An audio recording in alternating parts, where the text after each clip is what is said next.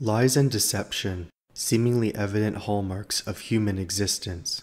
If there is great good in the world, then there is just as much evil to balance the scale. Even the best of us succumb to lies and deception from time to time. We may tell rather inconsequential lies, or sometimes we may lie on a grand scale to preserve something. But what is that something exactly? What is so important that one must use deception to protect it? Like all things, there is an underlying purpose for lying, and it depends on each person, along with their respective aims. This video will examine why people lie and what their possible motives would be for doing so. The consequences of lies and deceptions will be noted, but they are not the primary focus of today's discussion. Furthermore, lying's moral permissibility or impermissibility will not be analyzed here. The ethics surrounding lies and deception will be left for another day. For now, today's analysis will largely attempt to uncover the true motivations that compel someone to lie. It is entirely possible that a myriad of motives will present themselves. In that case, the examination will narrow them down to a few fundamental motivations.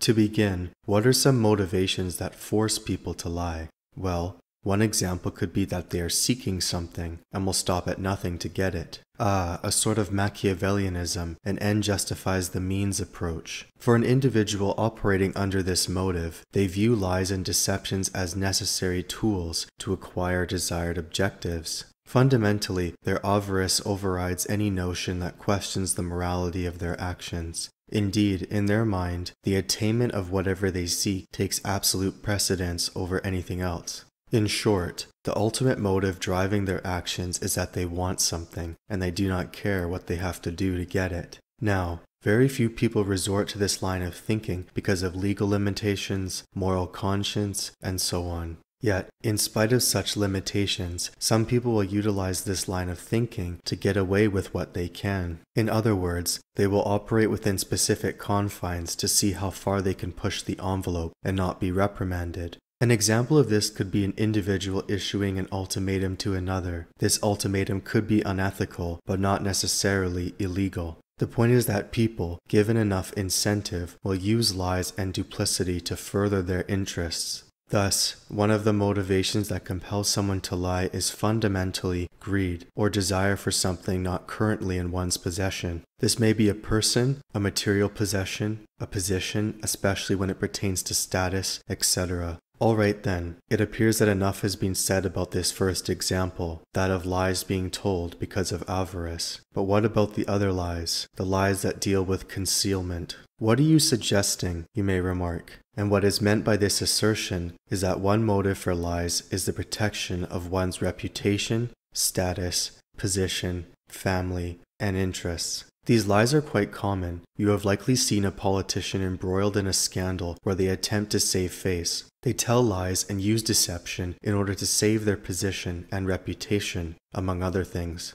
Thus, their motive for lying is the protection of something dear to them. Another example to illustrate this point could be that of a family member protecting another. Perhaps a mother will protect her son from condemnation after her son is accused of improper conduct, whatever that may be. Once again, the point and overarching theme underlying these actions is that they are motivated by the protection of something dear to the individuals involved. The truth is disastrous, and so lies are brought forth instead to preserve any sense of honor, respect, and decency. It is very probable that we all have been in situations like those listed above, where we have had to save face for ourselves or protect another. Why are lies resorted to in these cases? Well, it is because we understand that had we acted differently or conducted ourselves properly, we would not have been in those situations. The conundrum that people find themselves in is that they realize the foolishness of their own conduct, hence they're resorting to deception.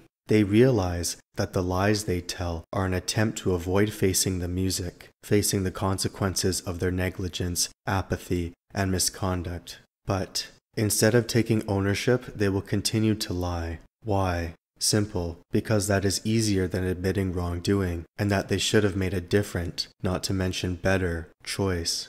So, it appears that lies and deceptions can largely be classified under two camps: lies that are spoken out of avarice or gain, and lies that are spoken to protect something. There can be overlap, of course, but it seems that these two sections are the fundamental motivations for lying. The next section will elaborate on their implications. With lies spoken because of avarice, they suggest that people use deception for personal gain in some form. This could be financial gain, as in climbing the corporate ladder. This could be emotional gain, as in lying to a lover to keep them around.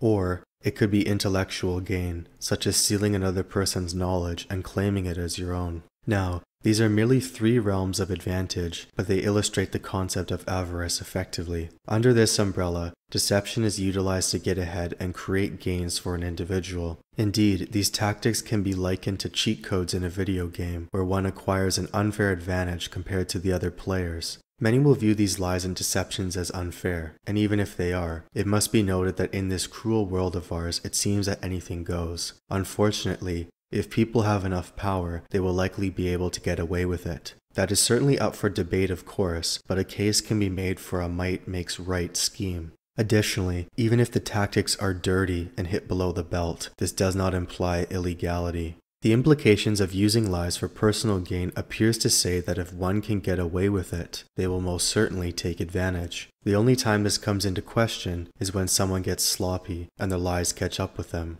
Inevitably, this will happen no matter how careful and studious one may be in this field. Nobody is perfect, and mistakes will be made, mistakes that will bring the entire house of cards down. Digressing now, the second fundamental motivation for lies is that of protection. Lies will be told and deception will be employed to protect someone and something from harm, reprimand, or scrutiny. But why? Why are such actions necessary? As it has already been mentioned, it is because people would rather attempt to cover for their irresponsible conduct than face the consequences. People are people after all. They make foolish and irrational choices. If everyone made the right choice at every moment in time, then lying would likely cease to exist. However, this is not the case, and lies are implemented because we are imperfect beings who have interests to protect, namely, our families, our friends, our positions, our status, our wealth, our reputations. All of these aspects of existence are crucial to us. We cannot account for every action proceeding smoothly and going according to plan.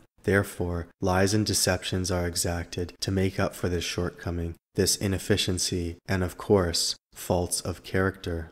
To conclude now, the conclusions reached in this video are far from definitive. People's motivations are quite complex, and attempting to simplify them may cause great misinterpretation. With that said, there are patterns that can emerge from observation, and we can see them for ourselves. Like it is noted by investigators, one of the oldest motivations for reprehensible conduct is avarice. In other words, human shortcomings lead to disastrous choices, and how does one conceal those decisions? You guessed it, by telling lies. Lies attempt to save face, to salvage one's reputation from justifiable condemnation. Deep down, people realize that certain actions are irrational and wrong, yet they will continue to justify those actions because their pride will interfere in their rationality. Pride comes before the fall, and if you are wondering whether lies are any good, ponder about this. If you found yourself in a deep hole, what would you do? Would you try to climb up, or would you dig deeper in the hope of escaping? Most people would say climb up, but others would dig deeper. Lies are likened to digging a deeper hole. This is because you are digging a hole for yourself that you will eventually be unable to emerge from. So, conduct yourself wisely and realize that all choices have consequences that will catch up at some point. How glorious or tragic these consequences turn out depend on your conduct. Will you act upright and true, or will you deal treacherously with others? The choice is yours, and so are the repercussions that come along with it.